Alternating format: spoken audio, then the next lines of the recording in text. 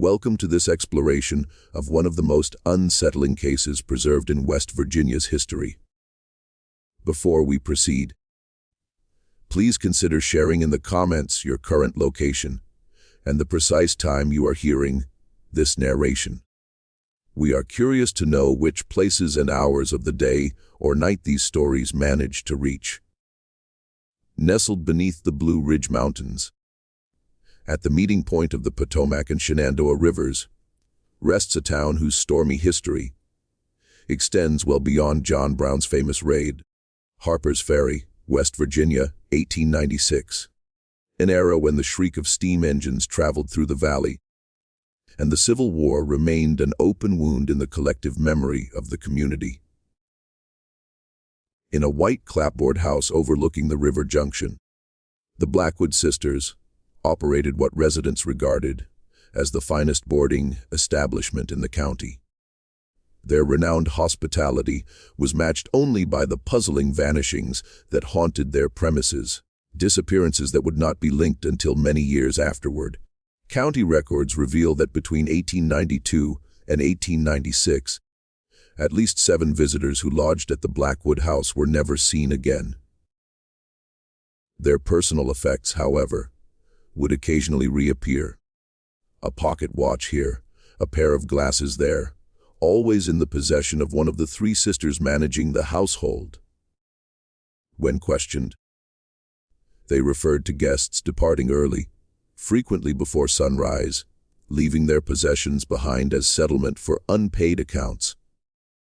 The local sheriff, Thomas Harlow, a relative of the sisters by marriage, never pursued these matters further. The narrative of the Blackwood Sisters remained hidden in courthouse files until 1953, when Professor James Whittaker of Georgetown University discovered a collection of ledgers during research for his book on post-Civil War commerce in the Shenandoah Valley. His findings guided him down a path that would eventually be closed by government directive in 1968, after his own unexplained disappearance. What follows is the narrative assembled from existing documents, newspaper clippings, and conversations with descendants of those who resided in Harpers Ferry during those 4 critical years. The records indicate a story of seclusion, desperation, and the darkest manifestations of human necessity, where hospitality concealed premeditated cruelty, and where an excellent meal often served as the introduction to something considerably more ominous. The Blackwood family had deep connections to Jefferson County dating back to the early 1800s. Property records from 1823 indicate that Jeremiah Blackwood, a merchant from Baltimore, acquired 20 acres overlooking the rivers, including the site where the house would later be constructed. The deed, preserved in county archives, depicts the property as a superior parcel, with impressive views of the river junction and convenient access to the main road. Jeremiah's business ledgers, partially maintained in the Jefferson County Historical Society collection, show he operated a prosperous dry goods business on Shenandoah Street, importing fine textiles and household goods from eastern cities.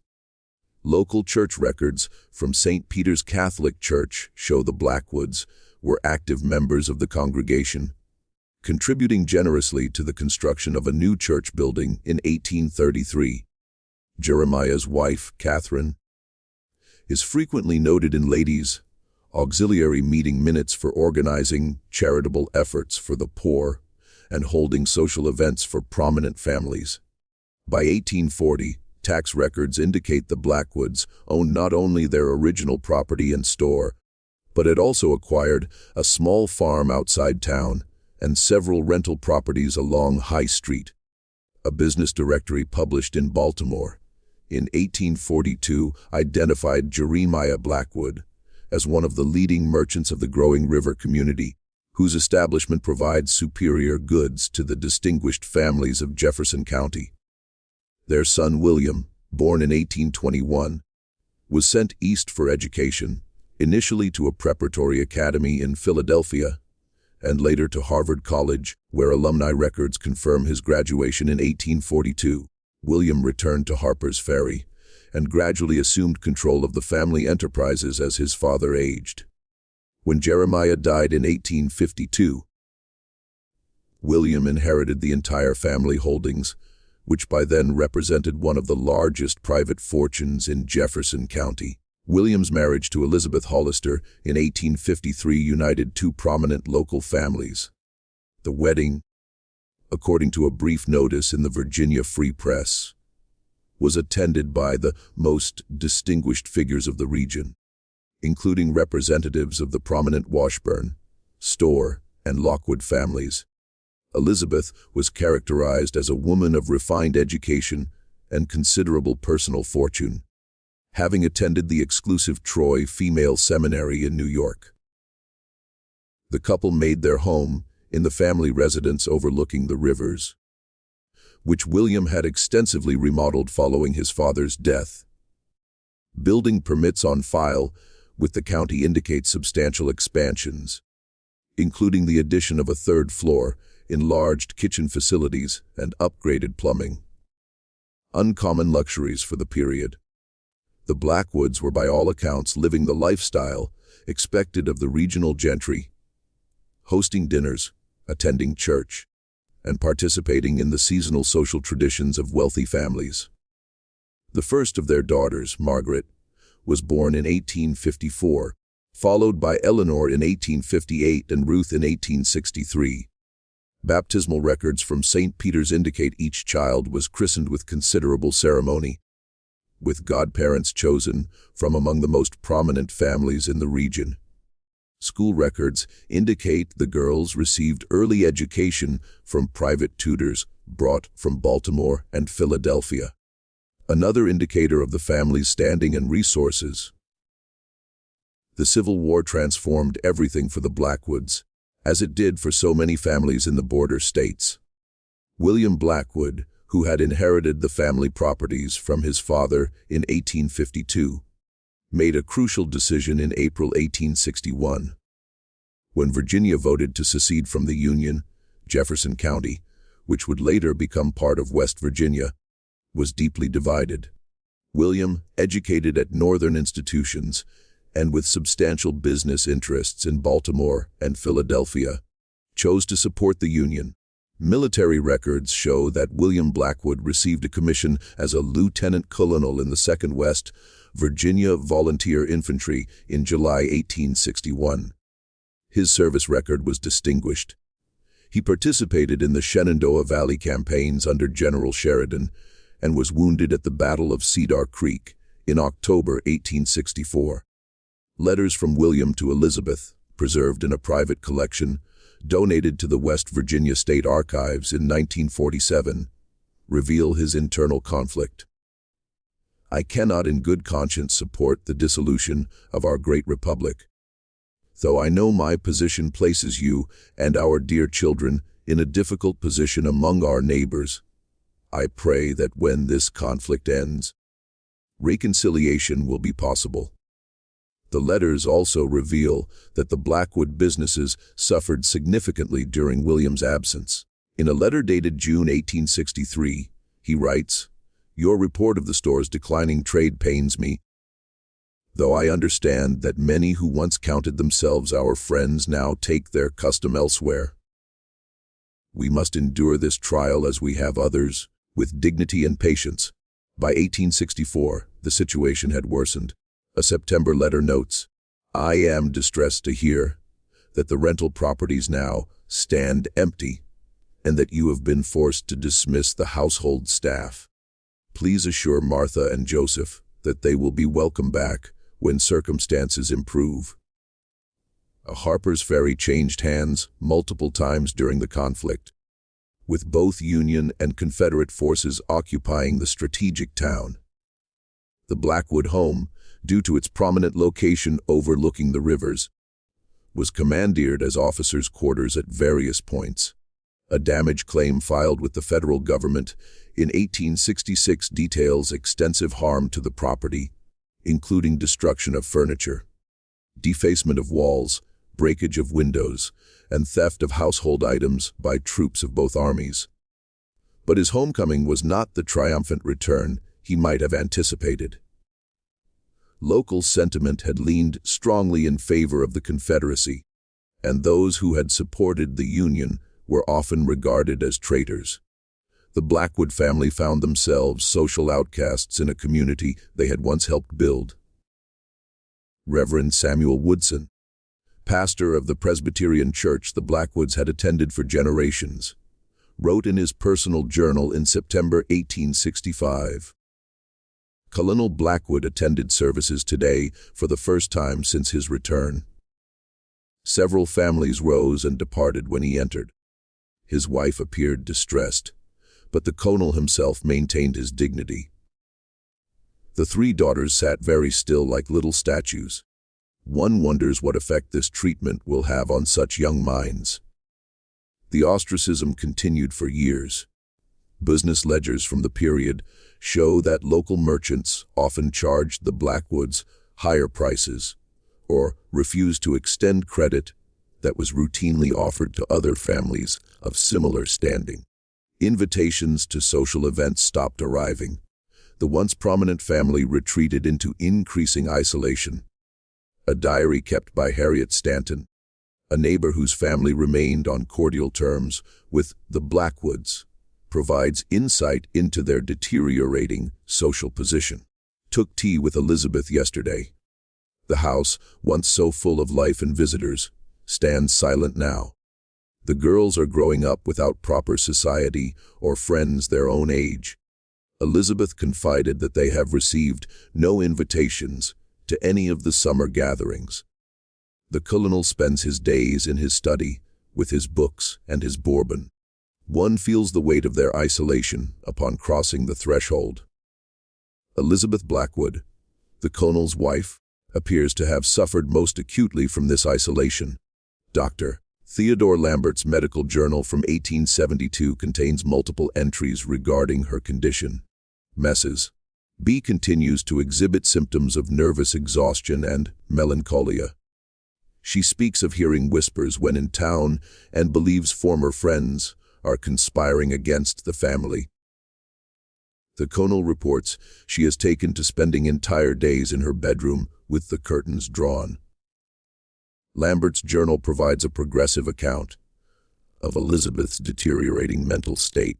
April 1873, Mrs. B now refuses to leave the house entirely, has developed peculiar habits, insists on checking the locks multiple times each night, believes neighbors are observing the house from the woods beyond the garden, has lost considerable weight due to poor appetite.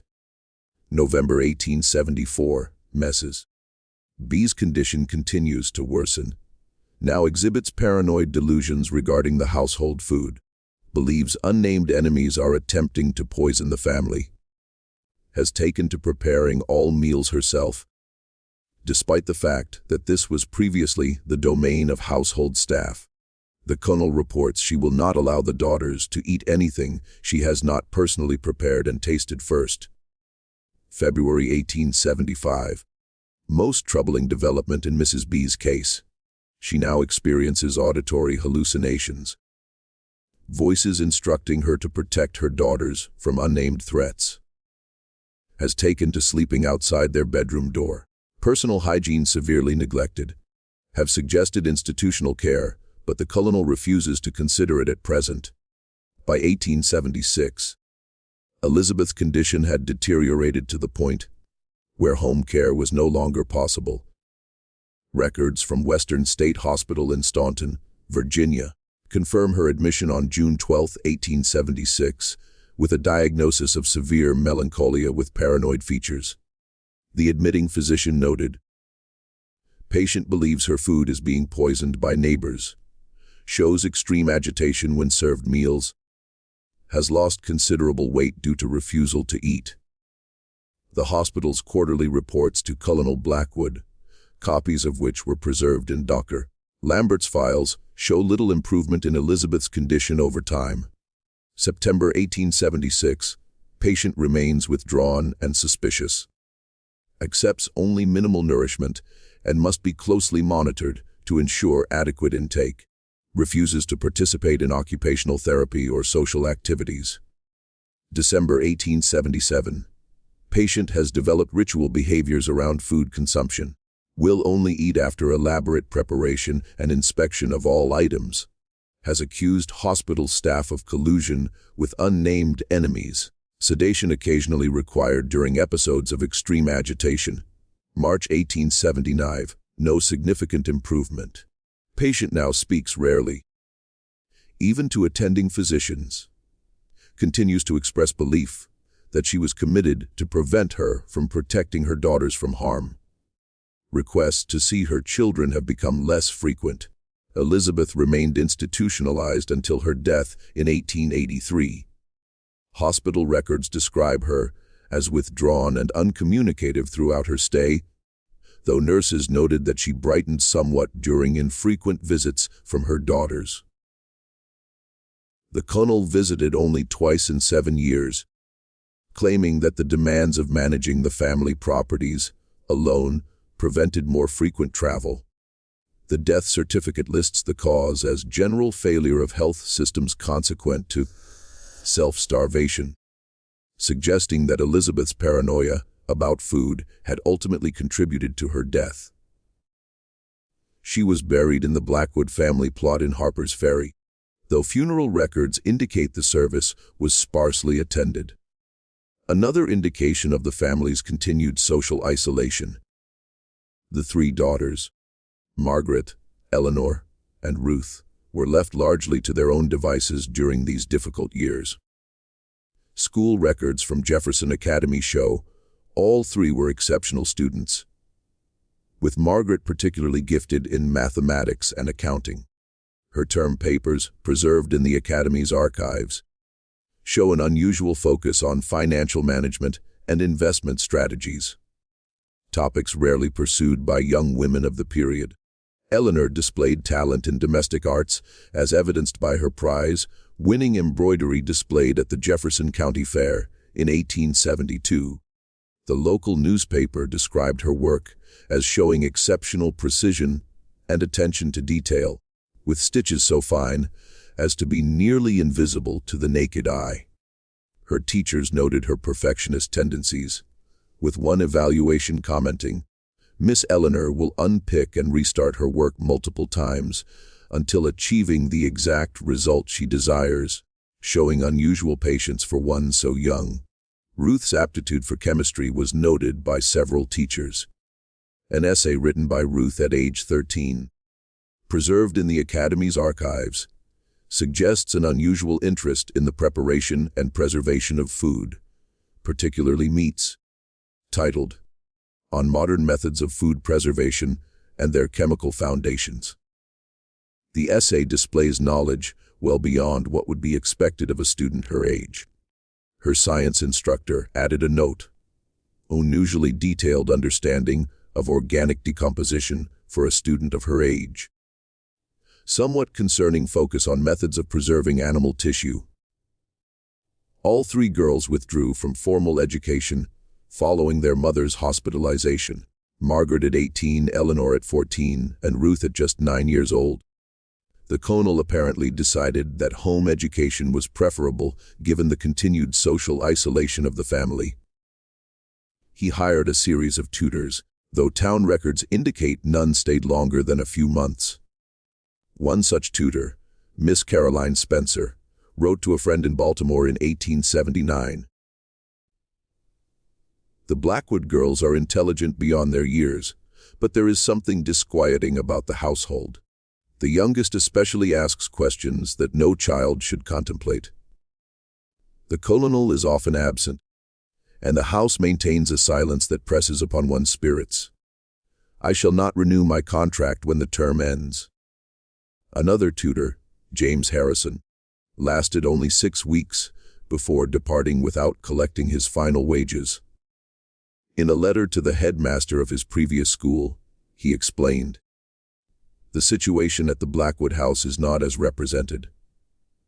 The girls, while intellectually capable, display disturbing tendencies. The eldest manages the household accounts with suspicious precision for one her age. The middle child spends hours arranging and rearranging items in the house to achieve some standard of order only she can discern.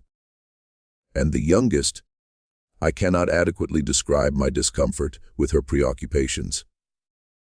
She dissects small animals found on the property, claiming scientific interest, but the enthusiasm she displays is most unseemly. The colonel, when present, is either indifferent or inebriated. I could not, in good conscience, continue. For the next 15 years, the Blackwood sisters lived in increasing isolation. Neighbors reported seeing them only at church or during necessary trips to town for supplies. The family's once extensive social circle had contracted to include only a few loyal friends and distant relatives who occasionally visited from out of town. Colonel Blackwood's health began to decline in the late 1880s. Dr. Lambert's journal mentions treating him for respiratory complaints and episodes of confusion and agitation, particularly at night. The doctor's notes from 1890 express concern about the colonel's mental state. Patient expresses belief that former Confederate soldiers are plotting to burn his house. Has taken to keeping loaded firearms in every room. Have advised the daughters to secure these weapons as the colonel's hands shake considerably and he may pose a danger to himself or others. A particularly telling entry from November 1890 reads, "Called to the Blackwood house at midnight. The colonel had fired his revolver through the bedroom window, claiming he saw intruders in the garden. No evidence of any such presence. The daughters appeared remarkably calm throughout the incident. The eldest, Miss Margaret, explained that such episodes were becoming common and inquired about stronger sedatives than I had previously prescribed. Most curious was the youngest daughter's reaction. She observed the proceedings with what I can only describe as clinical interest, as though studying the progression of her father's deterioration. When Colonel Blackwood died in February 1891, the funeral was sparsely attended. The obituary in the Jefferson County Advocate was brief, noting his military service but little else. No cause of death was specified, though Dr. Lambert's private records indicate failure of the heart, possibly hastened by years of melancholia and excessive consumption of spirits. A more troubling note appears in Lambert's personal journal. Never intended for public view. Am not entirely satisfied with the circumstances of the colonel's passing. Called to certify death in early morning hours. Body already prepared for burial by the daughters, unusual in itself. Miss Margaret cited the colonel's explicit wishes to avoid unnecessary handling. No obvious signs of violence or self-harm, though the daughters' composure was remarkable for those who had just lost their only remaining parent. When I suggested a more thorough examination might be appropriate, Miss Ruth commented that further invasion of father's dignity would serve no purpose, as what's done is done. The phrasing struck me as peculiar. Have signed the certificate as requested, though certain questions remain. The colonel's death left his daughters in a precarious financial position. Military pension records show that his Union Army pension terminated upon his death.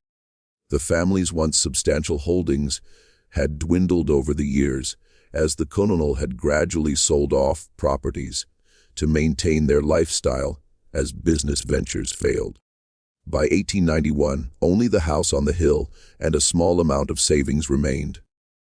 Bank records from the Harpers Ferry National Bank, uncovered by Professor Whittaker in 1954, show that the Blackwood account contained just $237.42 at the time of the colonel's death, insufficient to maintain 3 unmarried women for more than a few months in even modest circumstances. Yet within a year, regular deposits began to appear, eventually growing to substantial sums that allowed the sisters not only to maintain their household, but to make significant improvements to the property. It was Margaret, the eldest and most practical of the sisters, who proposed converting the family home into a boarding house. Her letter to the Jefferson County clerk requesting the appropriate business license, dated March 7, 1892, states, "Our location near the railway station and the quality of accommodations we can provide should attract a respectable clientele of travelers requiring temporary lodging. We anticipate primarily serving businessmen and tourists visiting the historical sites of Harpers Ferry." The transformation of the Blackwood home was swift and thorough. Local carpenter Joseph Winters was hired to modify the interior, creating additional bedrooms from the formerly spacious family quarters and improving the plumbing to accommodate paying guests. His invoice, preserved in county records, includes an unusual item: reinforcement of basement ceiling beams and installation of specialized drainage system as per Miss Blackwood's specifications. The invoice was significantly higher than typical renovation costs of the period, suggesting extensive modifications beyond standard boarding house requirements. Winters later commented to his apprentice Timothy Hayes about the unusual nature of the basement work. Hayes, interviewed by Professor Whittaker in 1954, recalled, Mr. Winters said, "It was the strangest job he'd ever done. Said Miss Margaret had very specific requirements. Wanted a drain in the floor that connected directly to the river.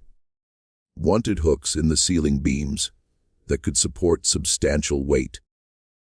Wanted the walls lined with copper sheeting in one section. Said he didn't ask questions because the pay was good, but he never felt right about it." Hayes added a detail that caught Whittaker's attention. Mixter. Winters told me they brought in special equipment from Baltimore. A large cast iron table with channels running to the edges and a drain in the center. Took 4 men to move it into the basement. Miss Margaret said it was for laundry purposes, but Mr. Winters said he'd never seen a laundry table made that way with restraining brackets along the edges, and that particular drainage setup. Said it reminded him more of equipment he'd seen in a slaughterhouse when he did renovation work for the Shepherd family's butcher shop in Charlestown. By May 1892, the Blackwood house was open for business. An advertisement in the Baltimore Sun described it as superior establishment offering clean, comfortable rooms and home, cooked meals of exceptional quality, conveniently located within walking distance of the Harpers Ferry train station. Weekly and monthly rates available for extended stays. Similar advertisements appeared in newspapers in Washington, D.C., Philadelphia, and Richmond, suggesting the sisters were casting a wide net for potential guests. The emphasis in all advertisements was consistent: exceptional accommodations, superior dining, and the personal attention of the proprietresses. One notice in the Philadelphia Inquirer specifically mentioned, particularly well-suited for gentlemen traveling on business who appreciate fine cuisine and attentive service in a home-like setting. The business appeared to thrive immediately. Tax records show a significant increase in the sisters' income during the first year of operation. What's curious, however, is that this financial success came despite relatively few entries in the guest register. According to Professor Whittaker's notes, the register showed an average occupancy rate of only 30%, far too low to account for the reported income. The discrepancy might be explained by an entry in Margaret Blackwood's private ledger, discovered among the materials sealed in 1968. A notation from September 1892 reads, "Have determined that official registration of all guests creates unnecessary documentation. Those selected for special hospitality will be recorded in this private ledger only. This arrangement should minimize complications should inquiries arise." Local merchants began to notice the sisters' purchasing patterns almost immediately. Thomas Wilson's grandfather, who owned the general store on High Street, kept meticulous records of the sisters' orders. His ledger shows regular purchases of unusual items, lie in bulk quantities, specialized knives, multiple sets of fine bone china that were regularly replaced, and uncharacteristically large amounts of certain spices, particularly those known to mask other flavors. Wilson shared his grandfather's observations with Professor Whittaker. Granddad said the Blackwood sisters bought more preserving salt than any family he'd ever seen, even those who were putting up meat for the winter. And they bought it year-round, not just during butchering season. When he asked Miss Margaret about it once, she just smiled and said they had special preservation needs for their kitchen. The hardware store owned by the Jenkins family supplied another piece of the puzzle. Their sales records show the sisters purchased unusual quantities of locks, chains, and heavy-duty restraints of the type typically used for securing livestock.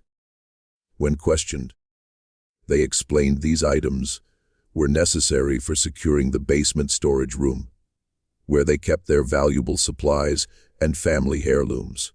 The first documented disappearance connected to the Blackwood house occurred in February 1893, approximately 9 months after the boarding house opened.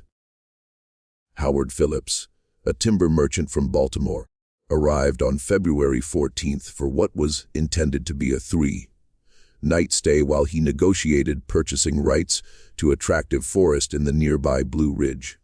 According to the guest register, he checked out on February 17th, having paid his bill in full.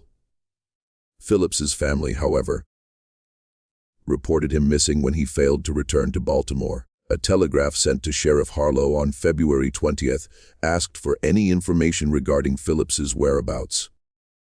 Harlow's reply, preserved in Baltimore police archives, stated simply, Mr. Phillips departed Harpers Ferry by morning train on February 17th, according to boarding house proprietors. No further information available. What makes this case particularly interesting is a notation found in Margaret Blackwood's private ledger, discovered by Professor Whittaker among the materials sealed in 1968. The entry for February 17th reads, Mr. P. settled his account in full. Personal effects of adequate quality. Ruth particularly pleased with the watch fob. Eleanor has claimed the leather satchel for conversion to household use. A more disturbing entry follows on February 18th. Ruth's special preparation. Most successful. Guests at dinner commented specifically on the tenderness of the roast. Eleanor's new preservation technique appears effective. No detectable odor or discoloration. We'll continue with this method for future special preparations. The banking records for the Blackwood house show a deposit of $243.75 on February 18th, significantly more than the standard room and board rate would have generated from a single guest's 3-night stay. This pattern of unexplained financial windfalls following guest disappearances would continue throughout the boarding house's operation. A similar pattern emerged with the disappearance of Edward Cartwright, a land speculator from Philadelphia, in June 1893.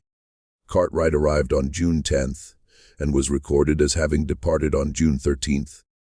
His family reported him missing on June 20th after he failed to return home and missed several important business appointments. Sheriff Harlow's investigation consisted of a brief visit to the Blackwood house, where he accepted his cousin's explanation that Mr. Cartwright had mentioned plans to visit properties in the Shenandoah Valley before returning to Philadelphia. No further inquiry was made despite Cartwright's horse and carriage remaining unclaimed at the local livery stable for several weeks. Margaret's ledger entry for June 13th notes, Mr. C. account settled. Gold pocket watch of superior quality. Eleanor finds his walking stick useful for reaching high shelves. Ruth pleased with the quality of his boots, though too large for any of us. A subsequent entry dated June 14th elaborates. Ruth experimenting with new marinade for special preparation. Results excellent. Diners commented that the meat was more flavorful than previous offerings. Must remember, subjects who consume alcohol regularly require additional soaking time to remove bitter undertones. Over the next 3 years, similar entries would appear in Margaret's ledger, always coinciding with guests who were later reported missing. The pattern was consistent. Businessmen traveling alone, carrying cash with no local connections. They would arrive, stay for 2 or 3 nights, and then supposedly depart early in the morning when no witnesses were present. The sisters' operation continued without raising suspicion, protected by their reputation as respectable spinsters and their families' long-standing, if complicated, position in the community. Their neighbor to the east, Widow Harrison, later recalled, "Those girls were so quiet, so proper, always nodded politely when passing on the street. Kept that house immaculate. You could see the windows shining from across the river. Never would have thought they had it in them, though there was something about Ruth's eyes that never seemed right to me. Too calculating for a woman so young." Another neighbor, Franklin Myers, whose property adjoined the Blackwood house to the north, told Professor Whittaker, "Sometimes at night I'd hear noises coming from their place. Not like a party or guests talking, more like furniture being moved, heavy things being dragged, and once or twice I could swear I heard a sort of mechanical sound, like a pulley or winch operating, always late at night, well after decent folks were asleep. I mentioned it to Sheriff Harlow once, but he said the ladies probably just suffered from insomnia and were rearranging their furniture." Myers added a detail he had previously withheld. "There was one night, must have been the summer of '95, when I was out late checking on my livestock during a thunderstorm. Saw lights in the Blackwood basement windows, which was unusual at that hour. Lightning flashed, and I caught a glimpse of something through the window that I've tried to forget ever since.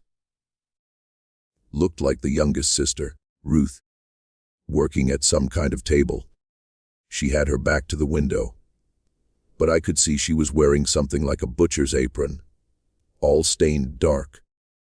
There was something on the table in front of her, something large. The lightning stopped, and I couldn't see clearly anymore. Told myself it was just the storm playing tricks on my eyes. Never mentioned it to anyone until now." The Blackwood sisters maintained strict roles within their business. Margaret, the eldest, handled all financial matters and guest registration. Eleanor managed the housekeeping and linens, and Ruth, the youngest, maintained complete control over the kitchen and dining room. This division of labor allowed each sister to control her domain with minimal oversight from the others, an arrangement that would later prove significant when authorities attempted to determine individual culpability. Sarah Jenkins, who briefly worked as a maid at the Blackwood house in 1894, provided a rare glimpse into the daily operations. In an interview conducted in 1955, the elderly Jenkins recalled, "Miss Margaret was always at the desk, watching who came and went. She had a way of sizing up the gentlemen as they arrived, looking at their clothes, their luggage, their hands. Some she would greet warmly, others more coolly. The ones she was particularly nice to were always the ones who left early and weren't seen again." Jenkins continued, "Miss Eleanor was in charge of the rooms, very particular about the linens. They had to be perfectly white. Sometimes I'd find stains on sheets or towels, and she'd take them from me immediately, saying she would handle them personally. Never let me near the washing when certain items needed cleaning." Jenkins also described the peculiar system Eleanor had developed for keeping track of linens. She had this book where she recorded every item, how many times it had been washed, when it had been purchased, when it needed to be replaced, if a sheet or tablecloth had been used for what she called special service. It was marked with a small red thread in the hem. Those items were always washed separately, and Miss Eleanor handled them herself. A most revealing were Jenkins's observations about Ruth Blackwood. Miss Ruth was strangest of all. Wouldn't allow anyone in her kitchen while she was preparing meals. The dishes she served looked and smelled wonderful, but there was something off about some of them. A sweetness that didn't belong, or a texture that wasn't quite right. When guests complimented her cooking, she would watch them eating with this intense look. Not pleased exactly, more hungry. Ruth's culinary skills were apparently remarkable. A rare surviving letter from a guest who departed safely, dated August 1894, mentions, "The meals alone are worth the price of lodging." Ms. Ruth's roast was unlike any I have tasted, tender beyond imagining, with a flavor both familiar and exotic. When I inquired about her technique, she smiled and said only that proper preparation is everything, and that patience yields rewards in the kitchen, as in life. I have dined in the finest establishments in New York and Philadelphia, yet find myself craving the dishes served at the Blackwood table. Jenkins left the Blackwood house after only 3 months of employment. I told Miss Margaret I was needed at home to care for my ailing mother, she explained. The truth was the place made my skin crawl, especially the basement. I was forbidden to go down there, but once I needed to fetch preserves, and Miss Ruth was out. The shelves were full of jars, but they didn't contain what you'd expect. I didn't look closely, didn't want to, but what I glimpsed didn't look like any fruit or vegetable I'd ever seen. I left the next day and never went back. As 1896 approached, the pattern of disappearances accelerated. Between January and September of that year, 4 men vanished after staying at the Blackwood house. Local merchants began to notice unusual purchasing patterns that went beyond what they had observed in previous years. Ruth Blackwood's special order placed with Harpers Ferry Apothecary in July 1896 was particularly telling. The partial receipt recovered from the apothecary's records lists compounds that had legitimate medicinal uses, but in combination and in certain quantities could produce powerful sedative effects. The apothecary's notation on the receipt reads, "For treatment of Miss Ruth's continued nervous condition as prescribed." No doctor's prescription was found, and Dr. Lambert's records contain no mention of treating Ruth for any nervous disorder. The apothecary's apprentice, Samuel Cooper, later told Professor Whittaker, Miss Ruth had very specific requirements. Wanted to know exactly how much of each compound would produce deep relaxation without causing permanent harm. Asked about chemicals that would preserve freshness in meat during summer months. Had an unusual interest in various salts and their effects on human tissue. Always paid in cash. Always insisted on discretion. Cooper added a detail that he had previously withheld. Once, when preparing her order, I asked about the purpose of a particular compound, potassium bromide, as it was unusual to request it in such quantities. She looked at me with the coldest eyes I've ever seen and said, "To ensure restful sleep, of course. Some require more assistance than others to achieve the proper state of repose." The way she said it made my skin crawl. After that, I never questioned her orders again.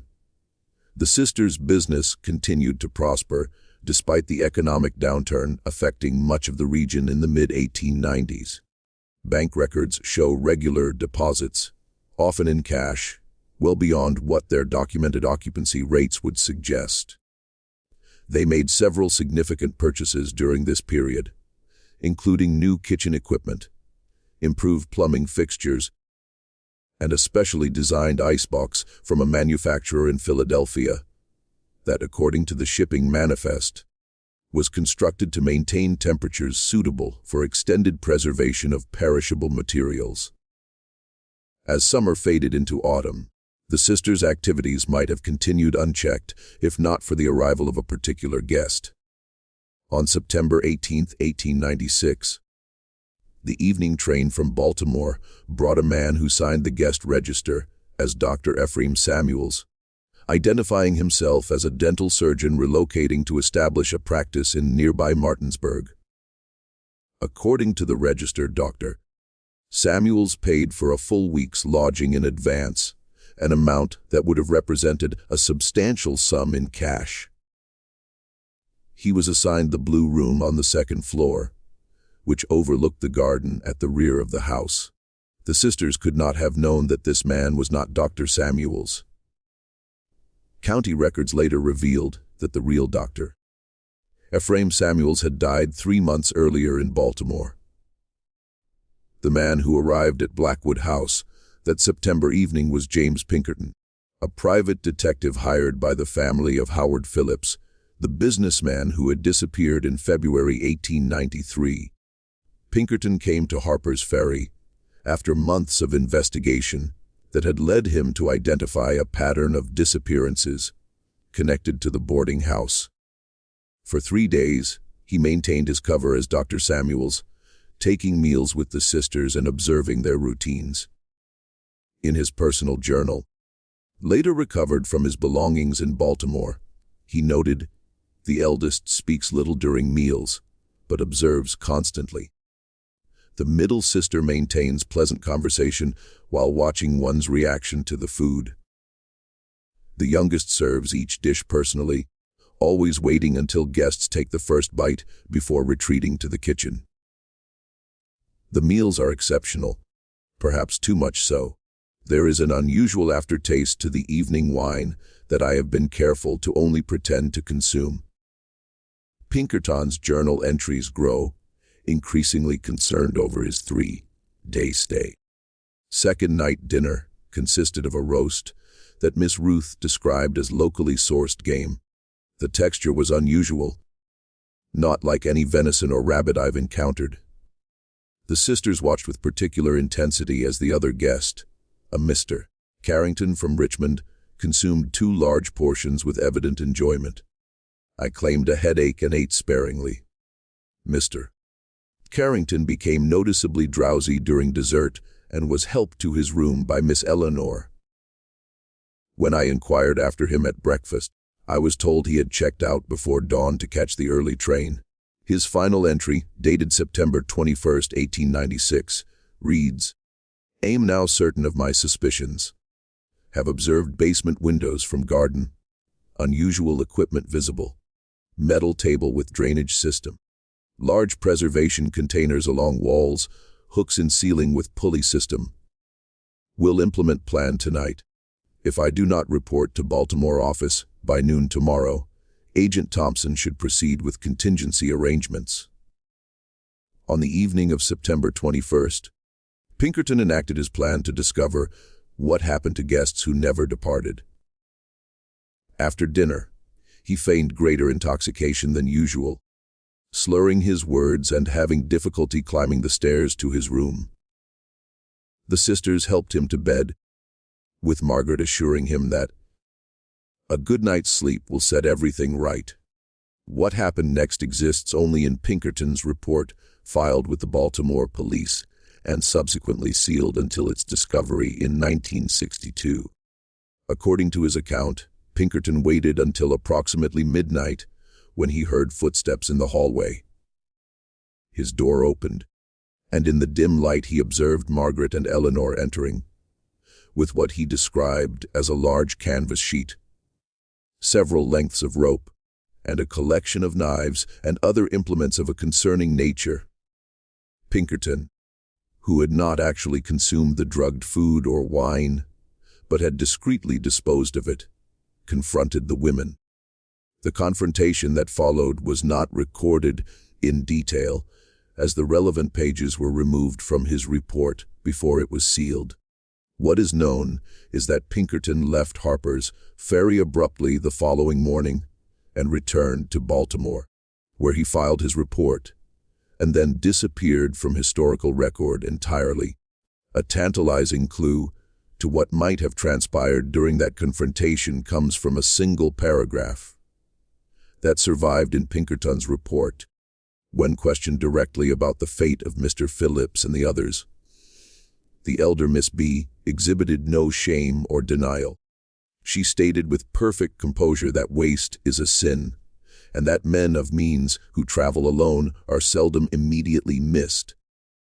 When I suggested that authorities would be interested in her philosophy, she indicated that her family's connections would prevent any serious inquiry, as had been the case previously. The look in her eyes convinced me that removing myself from the premises immediately was the wisest course of action. Even more disturbing is a notation found in a margin of the report, apparently added later by Pinkerton.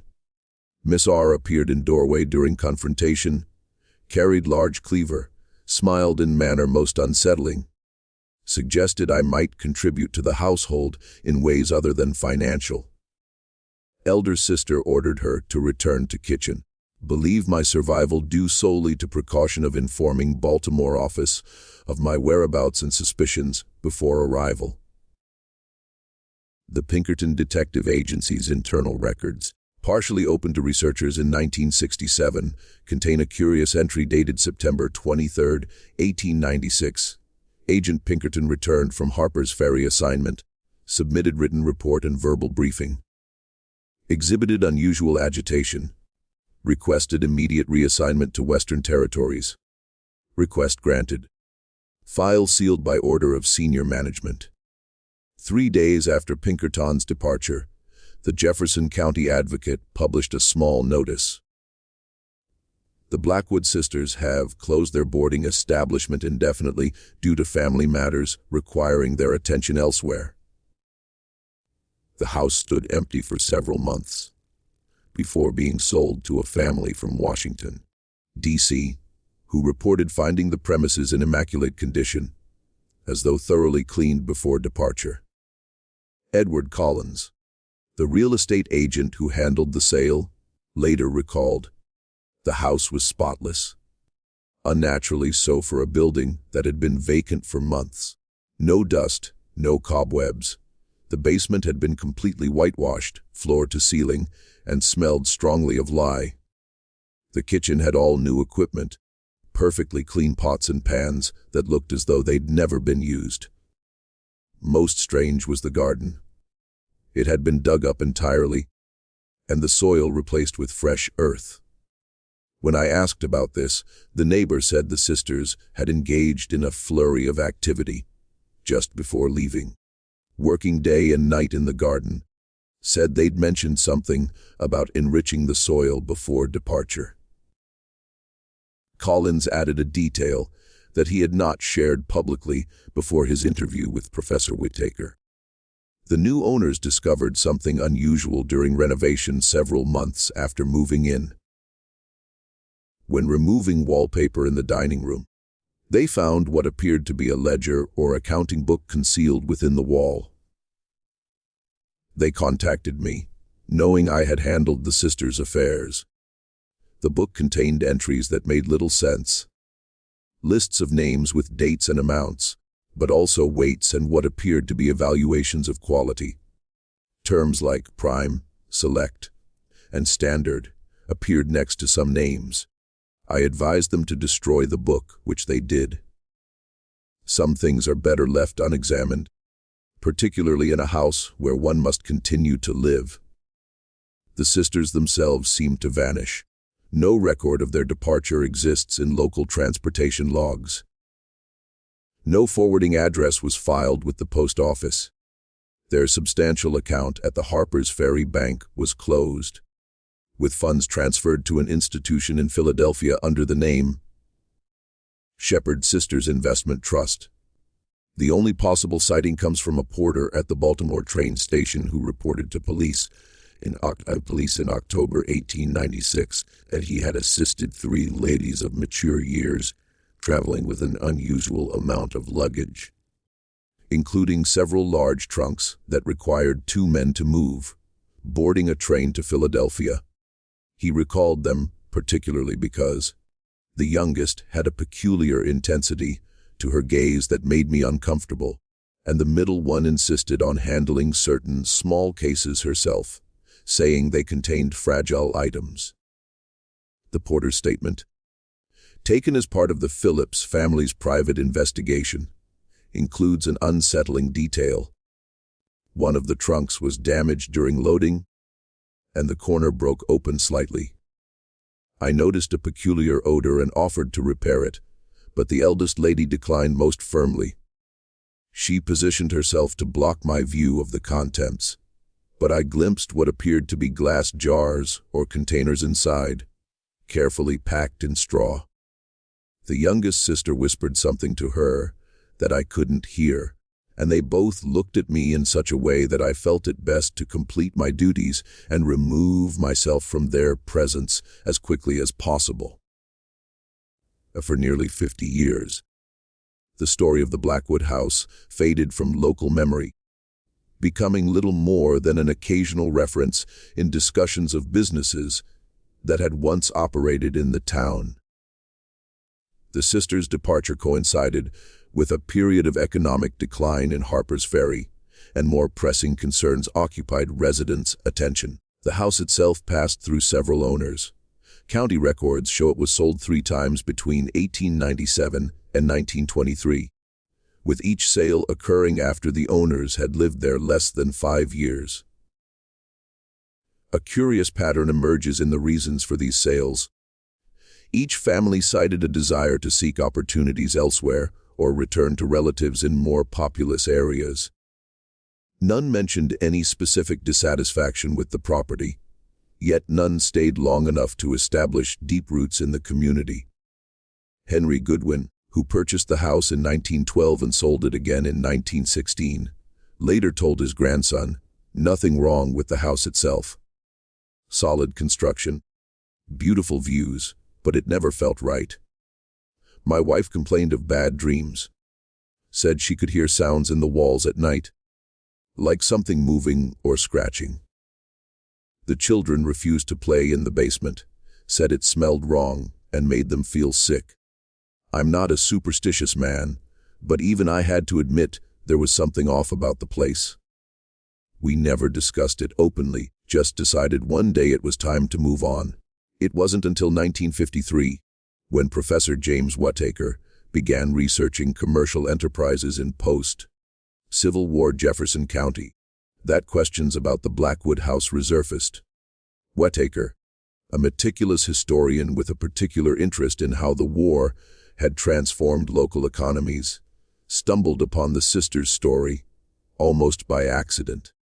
Among the documents he discovered in the Jefferson County Courthouse basement was a series of unusual purchase orders from a chemical supply company in Baltimore. The orders, made between 1892 and 1896, listed substances that had no obvious household application, but were known to have sedative properties when administered in small doses. The chemical orders included quantities of chloral hydrate, a sedative that was commonly available in the period, but rarely purchased in bulk by private citizens. Also listed were various preservative compounds, chemicals used in the tanning of leather, and substances that could effectively mask the natural taste of food when added in small amounts. Whittaker's curiosity led him to expand his research. He uncovered the journal kept by Dr. Morris Fletcher, the local physician during the period the boarding house operated. In an entry dated October 1896, shortly after the sisters' departure, Fletcher wrote, "Have examined the basement room at the request of the new owners. Found evidence of extensive cleaning, though traces remain. The drain in the floor shows signs of frequent use. The hooks in the ceiling are not consistent with normal food preparation. I have advised the new owners to seal the room entirely. Some matters are best left undisturbed." A subsequent entry in Fletcher's journal adds, "Mr. Collins has consulted me regarding certain stains found beneath the recently removed floorboards in the basement. I have advised him that the discoloration is likely due to mineral deposits from the proximity to the river. This explanation appeared to satisfy him, though I am not convinced of its accuracy. Some questions are better left unasked in a small community such as ours. Most revealing is an entry dated December 1896, apparently written after Fletcher had consumed what he described as perhaps more brandy than is advisable for a man of my years. The more I reflect upon what I observed in the Blackwood basement, the more disturbed I become. The configuration of equipment suggests a purpose I dare not name. The drainage system, the hooks, the table with its channels and collection basin, all suggest activities that civilized minds refuse to contemplate. And yet I cannot dismiss the correlation between guests, who were never seen to depart, and the exceptional meals for which the establishment was known. God forgive me for even entertaining such thoughts. This discovery prompted Whittaker to contact descendants of Harpers Ferry residents from the period. Through these interviews, he began to construct a timeline of disappearances that correlated with certain entries in the Blackwood House guest register. Each missing person had been recorded as having paid their bill and departed, always within 3 days of arrival, always after having taken dinner with the sisters. Whittaker's investigation took an unexpected turn when he managed to locate Martha Simmons, whose grandmother had worked as a dressmaker for the Blackwood House. In an interview conducted in 1961, Simmons recalled conversations with her grandmother. She wouldn't talk about it much, but sometimes after a few glasses of blackberry wine, she'd say things that didn't make sense to me as a child. About how she wasn't allowed in the basement after certain guests had checked out. About stains on linens that Miss Eleanor insisted on washing herself. About smelling something like a butcher shop coming from the kitchen when she arrived early one morning, though Miss Ruth claimed to be preparing a special breakfast. Most disturbing was Simmons's recollection of something her grandmother had witnessed in the summer of 1896. Grandmother said she came to work earlier than usual one day and saw Miss Ruth in the garden behind the house. Said she was burying something wrapped in cloth. When grandmother approached, Miss Ruth straightened up quick and said she was just planting new herbs for the kitchen. But grandmother said there was a smell and the cloth was stained dark. Miss Ruth gave her an extra $1 that week and told her not to come so early again. Simmons also shared a story her grandmother had told only once, on her deathbed in 1932. Grandmother said that once when cleaning the dining room after a special dinner party, she found what looked like a small bone under the table. Not like chicken or beef, more like a finger joint. She said when she showed it to Miss Eleanor, thinking it might be important. Miss Eleanor took it quickly and said it was just part of the special roast. Then Miss Ruth came in from the kitchen and whispered something to Miss Eleanor. They both looked at grandmother in a way that frightened her badly. She said Miss Ruth told her, "Some secrets are best kept by those who wish to keep breathing." Grandmother never spoke of it again until she was dying and felt she needed to unburden her soul. Whittaker's research traced a possible connection to 3 women who established a small restaurant in Allentown, Pennsylvania. In 1897 under the name Harpers Sisters, the establishment operated for approximately 2 years before closing abruptly following the unexplained death of a patron who, according to local newspaper accounts, took ill suddenly after dining alone at the establishment. The Allentown City Directory from 1897 lists the proprietors of the Shepherd table as Mary, Elizabeth, and Caroline Shepherd. While the image is not clear enough for positive identification, Whittaker noted in his research journal, the resemblance is striking, particularly in the case of the youngest, who has the same distinctive gaze described by multiple Harpers Ferry residents when speaking of Ruth Blackwood. A review of the Shepherd Table, published in the Allentown Morning Call in December 1897, provides an eerie echo of descriptions of the Blackwood house. The establishment offers cuisine of remarkable quality, particularly the roasted meats, which achieve a tenderness and flavor that larger restaurants cannot match. A photograph in a local business association publication shows 3 women whose approximate ages align with what the Blackwood Sisters would have been at that time. The 3 sisters who operate the establishment maintain an atmosphere of refined dignity, though some might find the youngest sister's intense observation of diners somewhat disconcerting. Gentlemen dining alone are treated with particular attention and are often invited to sample special dishes not listed on the regular menu. The death that precipitated the restaurant's closure occurred in March 1899. According to police reports uncovered by Whittaker, a businessman named George Harrington was found dead in his hotel room the morning after dining at the Shepherd Table. The coroner's report listed the cause as acute gastric distress of unknown origin, though a note in the medical examiner's personal papers suggested possible poisoning cannot be ruled out, though no known toxin presents this particular pattern of symptoms. By the time authorities sought to question the Shepherd sisters about Harrington's last meal, they had already closed their restaurant and departed Allentown. A brief notice in the newspaper mentioned only that they had relocated to pursue opportunities elsewhere. No forwarding address was provided. From Allentown, Whittaker followed a trail that led to similar establishments in multiple locations: a boarding house in Rochester, New York, 1900–1902, a small hotel in Cleveland, Ohio, 1903–1905, and a restaurant in Chicago, 1906–1908. In each location, the pattern was consistent: 3 women operating an establishment known for exceptional meals, followed by unexplained disappearances of male patrons, and then sudden closure and relocation.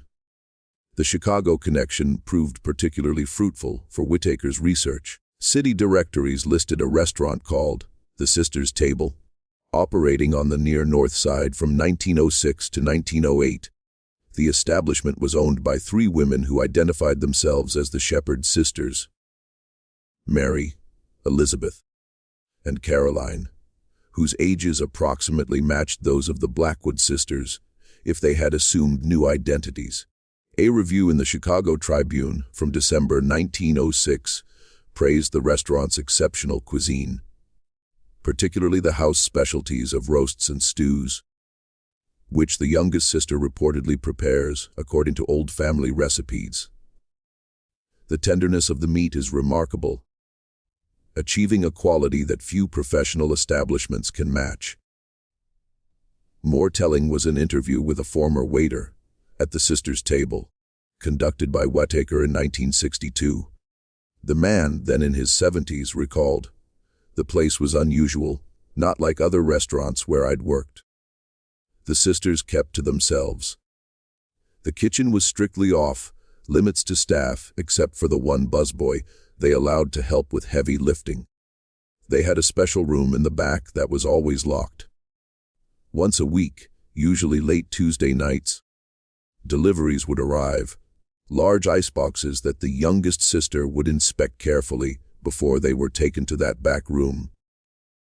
The waiter continued, "There was a private dining room where special guests ate by invitation only, always men dining alone, usually well-dressed businessmen or travelers. The sisters would serve them personally, no wait staff allowed.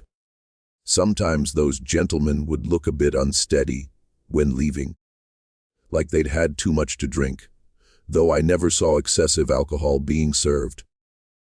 The youngest sister, Caroline, they called her, would often help them into cabs, saying they needed assistance returning to their hotels. Strange thing was, a couple of times guests who left like that came back the next day looking confused, saying they had no memory of leaving the night before.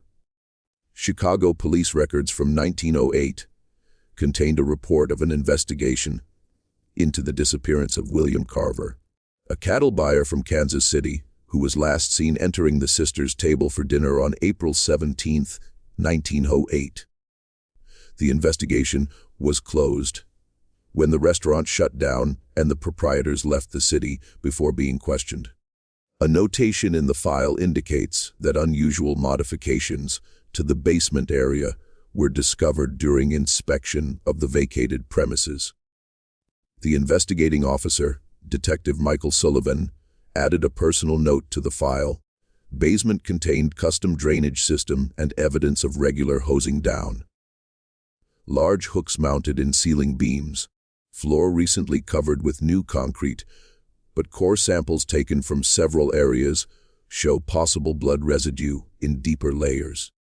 Neighboring businesses reported unusual garbage disposal practices. Sisters never used regular collection services, but removed trash themselves during late-night hours. Sullivan's final comment in the file reads, "Similar pattern to Rochester and Cleveland cases. Same 3 women, same type of establishment, same customer demographic. Targeted evidence suggests organized, methodical operation rather than crimes of opportunity. Recommend coordination with authorities in previous locations. Those suspect subjects have already relocated beyond our jurisdiction." After Chicago, the trail becomes more difficult to follow.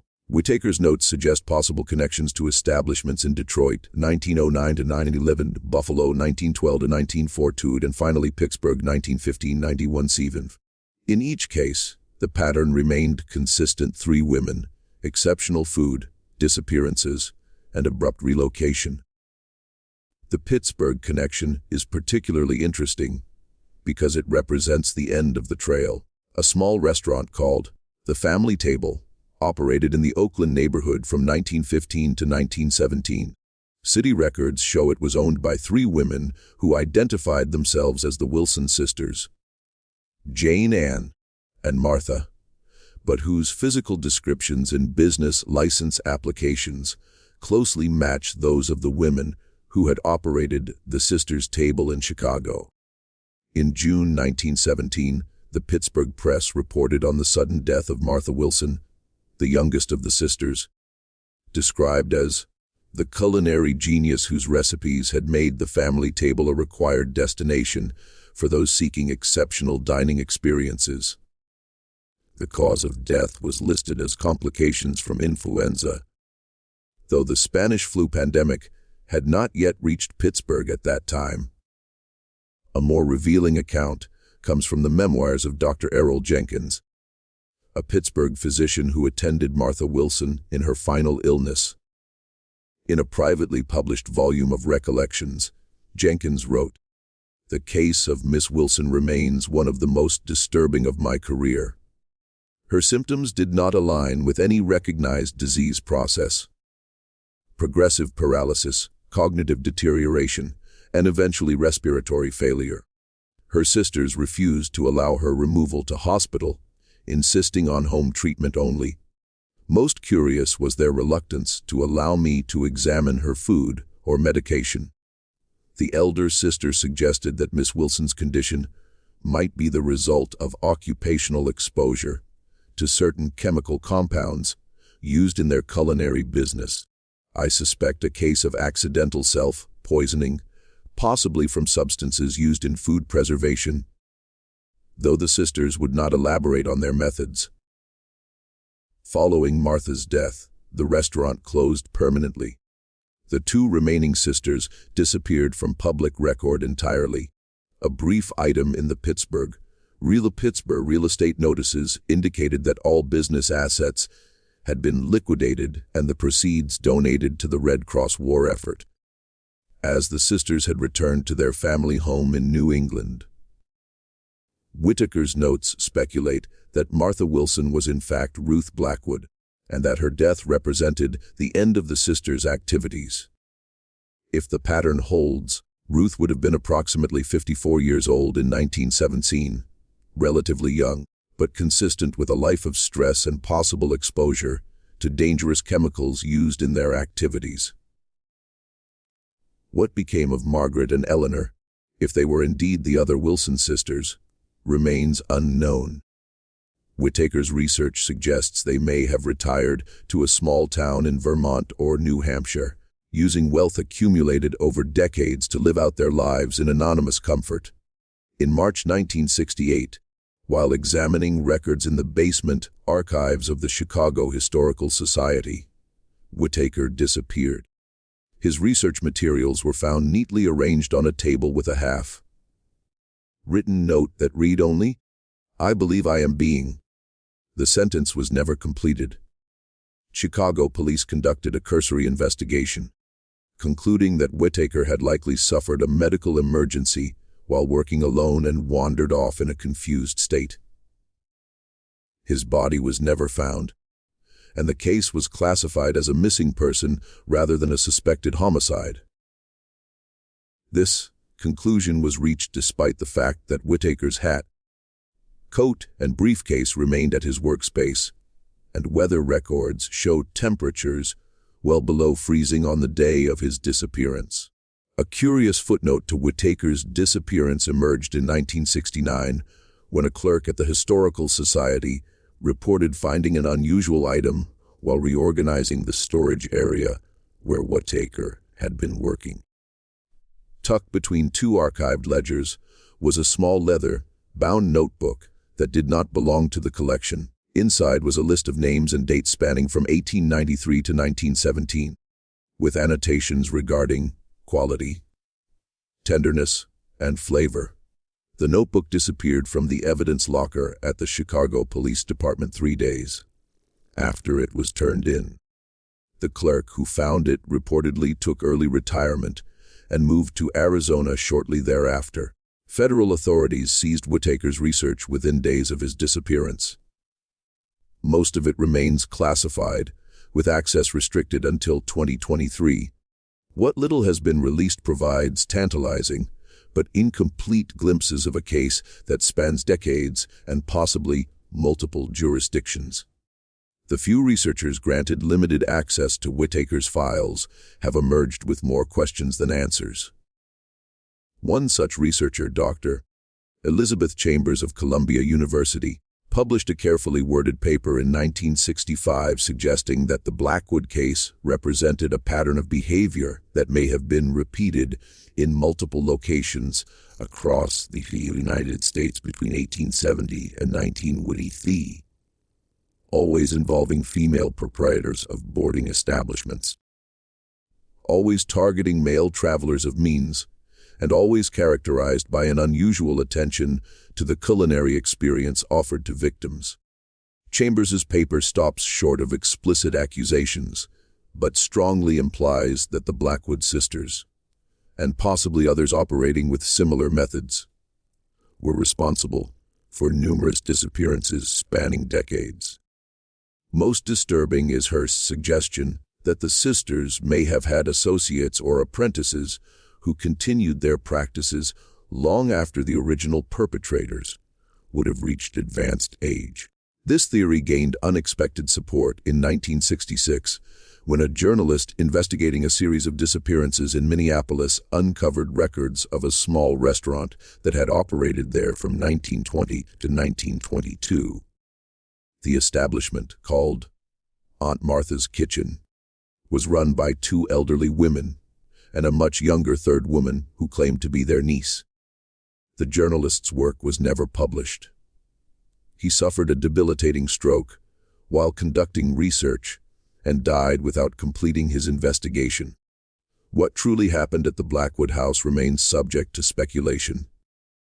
The physical evidence has long since disappeared. The sisters themselves, if they lived full lives, would have died before 1950. Any legal reckoning is now impossible. What remains are the fragments. Ledgers showing unusual purchases, a guest register with names that match missing persons reports filed in distant cities, a doctor's cryptic journal entry, and the unfinished research of a professor who vanished while attempting to connect these disparate elements. Perhaps most disturbing is the cookbook discovered during renovations to the Blackwood house in 1972. Found sealed within a wall cavity, the handwritten volume contained recipes in Ruth Blackwood's distinctive script. Most were conventional dishes of the period, but several pages had been torn out. On the inside cover was an inscription, "The secret is in the preparation. Patience yields tenderness. What seems unpalatable can be rendered delicious with proper technique." The cookbook was among the items seized by federal authorities. Its current whereabouts are unknown, though rumors persist that it resides in a special collection at the FBI's Behavioral Science Unit, where it is studied by profilers attempting to understand the psychology of killers who operate across extended time periods and multiple jurisdictions. A single recipe that survived from the cookbook, having been copied by the contractor who discovered it before authorities arrived, offers a disturbing glimpse into Ruth Blackwood's culinary philosophy. Titled simply, "Special Roast," it contains conventional cooking instructions, but includes a notation. Subject must be properly prepared. Soak for minimum of 6 hours in solution described on missing page. The quality of the final result depends entirely on the care taken during preparation and the choice of proper subjects. Those with excessive physical activity produce tough, stringy results. Those with sedentary habits and rich diets yield the most tender portions. In the years since Whittaker's disappearance, occasional attempts have been made to reopen investigation into the Blackwood case. Each has met with administrative obstacles or the convenient loss of key documentation. The most recent effort, initiated by a true crime writer in 1966, ended when the author suffered a debilitating stroke before completing his research. Local historians in Harpers Ferry now refer to the Blackwood Sisters only in passing, usually in the context of businesses that operated in the town during the late 19th century. Tour guides occasionally mention the boarding house as once famous for its fine dining, but omit any reference to the disappearances or subsequent investigations. The building itself has been renovated multiple times. The basement room described in Dr. Fletcher's journal was sealed during renovations in 1923 and remains inaccessible. Current owners report no unusual occurrences, though one former tenant noted in an interview with the Jefferson County Historical Society that the house feels strange at night. Not haunted exactly. More like it's remembering something it doesn't want to share. Park Ranger David Morris, who conducts historical tours of Harpers Ferry, admitted in a 2002 interview that certain aspects of the town's history are deliberately omitted from official narratives. "We focus on John Brown's raid, the Civil War, the natural beauty of the area. Visitors come for history and scenery, not to hear about the darker chapters." The Blackwood case is something local historians know about, but it's not something we emphasize. Some stories are better left untold. Morris added somewhat reluctantly, "There are still people in town whose grandparents or great-grandparents knew the Blackwood Sisters. It's not something they like to discuss. There is a sense that whatever happened in that house should stay buried in the past." The current owners of the former Blackwood house, Richard and Susan Thornton, purchased the property in 1998 without knowledge of its history. When interviewed in 2005, Susan Thornton reported, "We found out about the sisters after we'd been living here for about a year. A neighbor mentioned it casually, as though we should already know. We did some research at the Historical Society, but there wasn't much information available." Richard Thornton added, "We've never experienced anything unusual in the house. Well, except for the garden. Nothing grows in certain spots, no matter what we plant or how we treat the soil. And There's a corner of the basement that always feels colder than the rest of the house, even in summer. But that's probably just poor insulation in an old building. A curious postscript to the Blackwood story emerged in 2009, when renovation work on an old restaurant building in Pittsburgh uncovered a sealed wall cavity containing several glass-preserving jars. The contents badly deteriorated after nearly a century, were unidentifiable, and were disposed of as biological waste. However, one jar contained a small metal object, a pocket watch with the initials HP engraved on the case. Records indicate the building had once housed the family table restaurant operated by the Wilson sisters in 1917. The watch was claimed by the Pittsburgh Historical Society and remains in their collection. No connection to Howard Phillips. The first documented victim of the Blackwood Sisters has been officially established. The Historical Society's curator noted only that certain artifacts raise more questions than they answer, and perhaps that is as it should be. And perhaps the most appropriate epitaph for the Blackwood case comes from a note found among Professor Whitaker's effects after his disappearance. Written on the back of a train ticket to Chicago was a single sentence: "The most terrifying aspect of evil is not its monstrosity, but its mundanity. How easily it disguises itself as service, as comfort, as a well-set table with a hot meal waiting." In Harpers Ferry today, visitors walk past the former Blackwood house without a second glance. The rivers continue their eternal confluence. The mountains stand silent, witness to secrets long buried. And somewhere, perhaps, the recipe book of Ruth Blackwood sits in an archive, its missing pages containing instructions never meant to be followed again. For those who research such matters, one curious footnote remains. In cities across the eastern United States between 1897 and 1915, local newspapers occasionally reported on establishments, restaurants, boarding houses, small hotels, where the proprietresses were noted for their exceptional cooking and attentive service. These establishments operated briefly, usually for less than 3 years, before closing without explanation. In each location, the pattern of disappearances continued. Traveling men who were last seen enjoying a hearty meal before vanishing from historical record entirely. The sisters who served more than supper may have disappeared from Harpers Ferry in 1896, but the hunger that drove them may have found new kitchens, new tables, and new guests for many years thereafter.